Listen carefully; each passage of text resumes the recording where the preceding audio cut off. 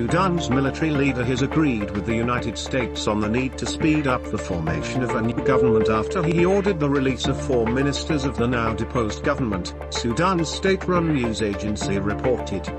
US urges Sudan's General Burhan to swiftly restore civilian-led governance after military takeover.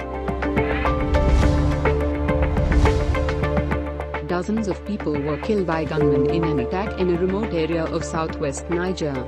Interior Minister told that 69 died in an ambush involving both politicians and civilians. According to foreign media, no group has claimed responsibility, but the area is overrun by associates of a local affiliate of the Islamic State.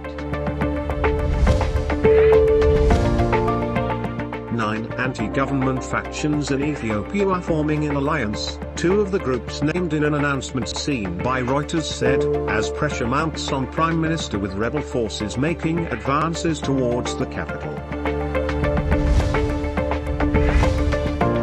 2 suspected drug gang members were shot dead on a beachfront near the Mexican resort of Cancun, authorities said, in an apparent gangland slaying a couple of weeks after 2 tourists were killed in crossfire at another beach. Flash floods from torrential rains on Indonesia's main island of Java have killed at least 5 people and 4 others are missing, officials have said. Authorities were still collecting information about damage and possible casualties, and they were beginning to evacuate people in affected areas to government shelters. The morning after Diwali, the Hindu festival of lights, residents of New Delhi woke up under a blanket of toxic smog and breathed in the most dangerously polluted air of the year so far, after revelers, as usual, defied a fireworks ban.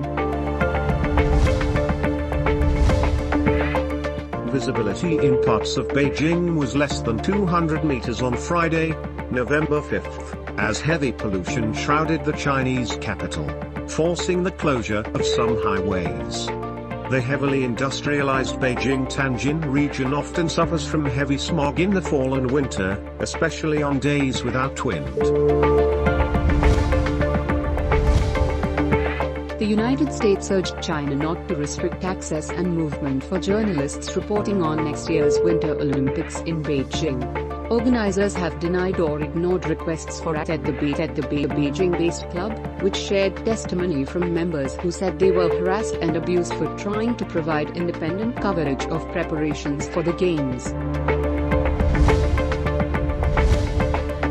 Oil prices rose around 1% on Friday, staging a partial recovery after OPEC Plus producers rebuffed a U.S. call to raise supply and instead maintained plans for a gradual return of output halted by the pandemic.